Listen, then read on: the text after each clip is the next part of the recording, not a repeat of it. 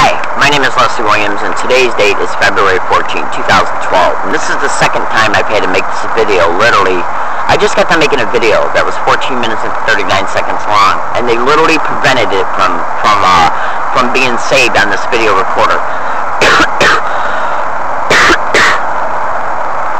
Go to Google and type in remote neural monitoring. And when you find the remote neural monitoring file at Google, you'll literally flat out see that they got the capability to be able to enter this video camera that I'm taking this video of right now, that I'm using to make this video. They literally have the ability to enter this video camera and compromise the internal functions of it, the recording functions of it. I already have some YouTube videos online right now that show two videos. And the second video of the two videos is in the YouTube comments feature of the first video.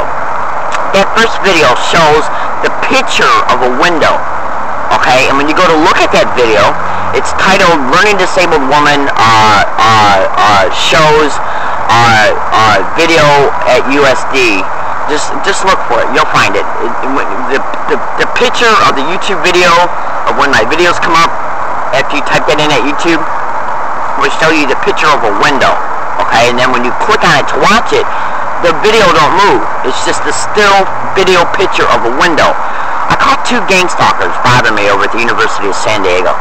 Flat out caught them bothering me. And I took a video picture of it. And they seen that I was taking a video picture of them because I was taking a video picture of them. So what they did was they waited until I took the memory card out of the video camera because they were sitting right by me. They take the video, when they see me take the video card out of this video camera I'm shaking right now, and put it in the data reader writer that I connect to the computer in order to upload the videos, they seen I was doing it. So what they did was they literally went in and froze the video to where all you see is the window of the library that was caught at the beginning of the video.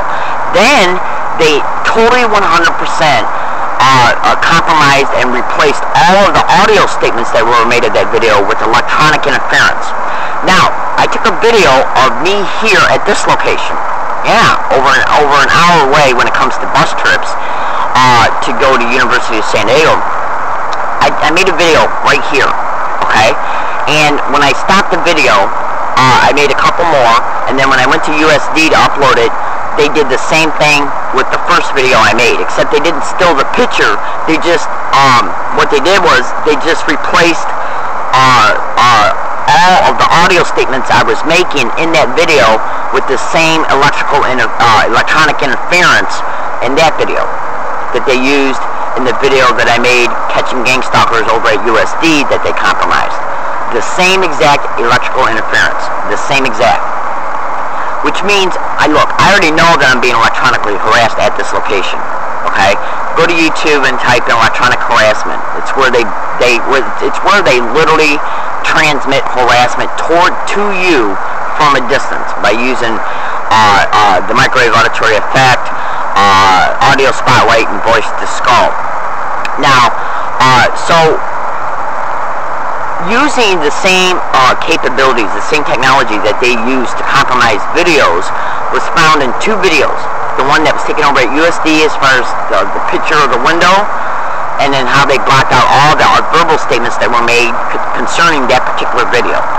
Then they altered a video that I made here by literally totally wiping out the ability for anybody to hear what I was saying by using the same electrical interference, okay, to drown out everything I was saying, by compromising either this video camera or by, well, obviously they had to compromise the video, but I don't know how they replaced it, so I'm having a hard time finding the language, but it was the same interference. A professor over at the University of San Diego by the name of Eric Pearson, he is a professor in communications who specializes in images and videos, saw those videos online, those YouTube videos online, and he posted them on First Post, which is USD's newsletter for the University of San Diego.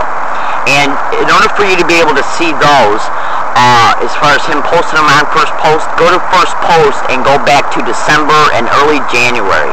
You're going to probably find him in December, because he also posted the original videos of the altered video that MTS sent me in reference to me being assaulted on the MTS bus. My name is Leslie Williams. If a professor will get online and literally video blog, he didn't video blog. What he just did was transferred those YouTube videos and put them on first post to prove what was happening towards me. Now, the video picture of the window that was caught over at USD is a YouTube video. In the comments feature of that YouTube video, you'll find the second video they altered in the same exact way. That's why he posted it online on first post. Okay, so when you go to first post, you have to go back and click back a few pages, because it's now the month of February. This all happened. He downloaded and put him on first post in December and in January, early January. My name is Leslie Williams. Hang on a second. The videos I'm making right now are to help people understand what's happening towards me. I'm a human trafficking target in San Diego, California. The San Diego police are directly involved in this crime. Directly and physically involved in this crime. In 2006, I was out here in San Diego for 39 days. It was about anywhere between 34 and 39 days. I got out here, I believe it was around October 3rd, and left on November 6th, 2006. Okay? I was harassed every single day of me being out here in 2006. I even made email files and sent them to Amnesty International and a prosecutor in Wayne, Michigan, in reference to what was happening to me, what had happened to me in Dearborn, and I still have those saved emails today. Okay? Now, in 2009, then I went back to Michigan. Okay? I was literally taken a Greyhound by the San Diego police. The San Diego police in 2006 literally approached me 3 days after I sent an email to a prosecutor in Wayne, Michigan about where I was staying at.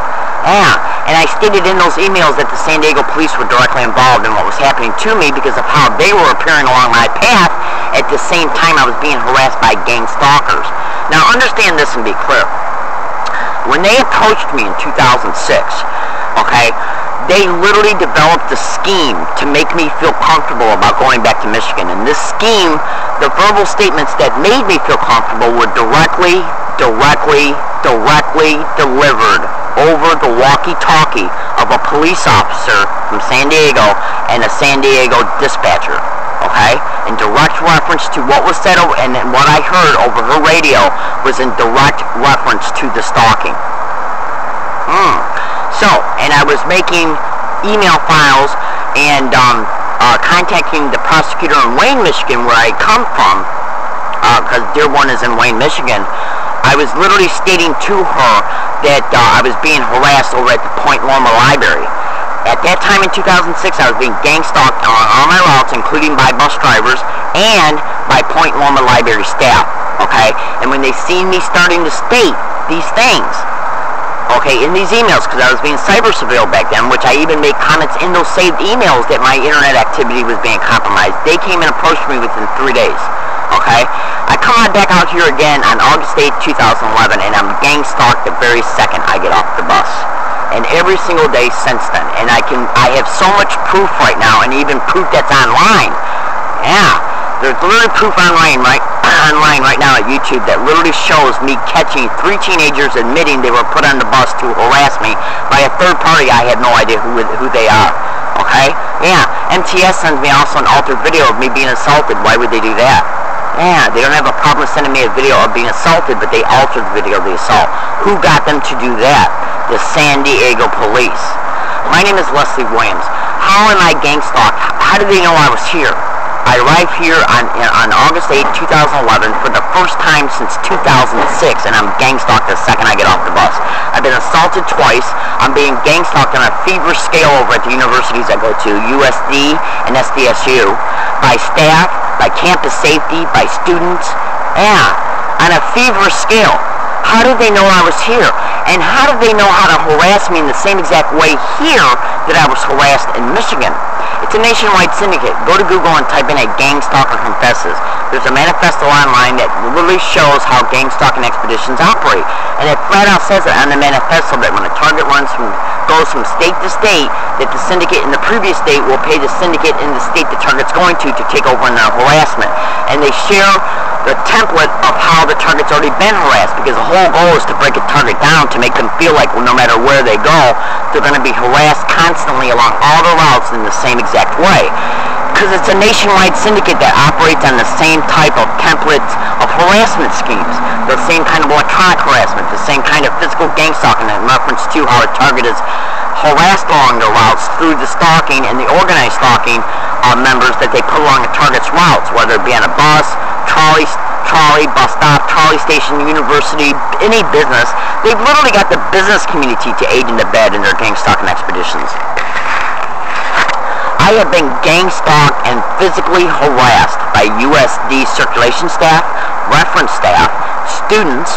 I have been harassed by circulation staff over at SDSU and by students over at SDSU and by people that come in and that use the community computers over at SDSU, and I've been harassed literally by media staff, which are nothing but students that are working for the media department when I go into the media room.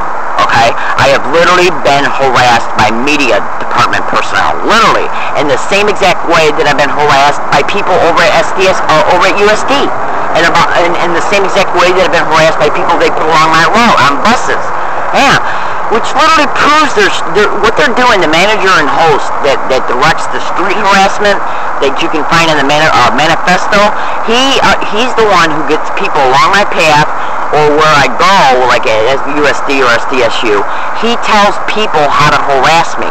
So I'll feel like no matter where I go, I'm going to be harassed in the same way. And that's all done to break me down, because the body stores a specific type of physiological response every time a target experiences something. Just like a Vietnam vet will react every time he hears a helicopter, going over the air, because when he was in wars, when he was in the Vietnam War and he was experiencing trauma, the helicopters were, flying above. Well, that's what they do to targets. They sensitize targets to specific physical gestures and verbal statements. And then they make sure the target is subjected to these physical gestures and verbal statements along the route. And that's what makes them feel stalked, and that's what makes them feel harassed. And it's all done to keep the body constantly physiologically responding to this type of stimuli. And that's the reason why they do it, because they want to break you down mentally and physiologically, because this harassment is just a small part of what they do. They also tear down a target's personal life by literally making them homeless, by stealing the rent that's mailed certified mail return receipt. Sylvia L. Marillis has some YouTube videos online right now. Go to YouTube and type in GangStalked in San Diego. You'll find her YouTube video. She's saying the same thing, that they're stealing her credit card payments that are mailed certified mail return receipt. How do you steal something that's mailed certified mail return receipt when whatever is mailed is not put in the mailbox of where you mail it to? A green card is. They take the green card out and go to the postal clerk and get the item that was mailed. So how was my rent and her credit card payments being stolen out of the mail? Google gang stalking and postal workers, gang stalking and mail theft and mail delignment. Every single one of my email communications that I send for help at USD, SDSU, and public libraries are literally being intercepted, because they're literally intercepting all my communications in order to keep me isolated in the campaign that's going on towards me, so they can bring about the original motivation, exploitation. Because for them, the whole goal is to create destitution of a target, and then to tear down what's left of a target's life, so they can contain a target to exploit the target, to exploit their Social Security checks, to exploit their Medicare, and to exploit them sexually, and to take over all their property. And they'll take somebody like me on Social Security off of Social Security, wait till they get a hold of me, and then reapply for it in my name. And on the manifesto, it literally flat out says they have people involved in Medicare. And I've been gang stalked by Social Security workers at 2 different offices here in San Diego. Okay? It's organized crime within the system. Police officers, firefighters, doctors, prosecutors, district attorney's office, firefighters, police officers, social services, county mental health, doctors and hospitals, probate lawyers, probate judges. Yeah. My name is Leslie Williams. I'm in San Diego, California right now, and this is a tidbit file. Make sure you look at the YouTube video that's in the comments feature of this one. It will be a continuation of this video. San Diego, California, February 14th, 2012.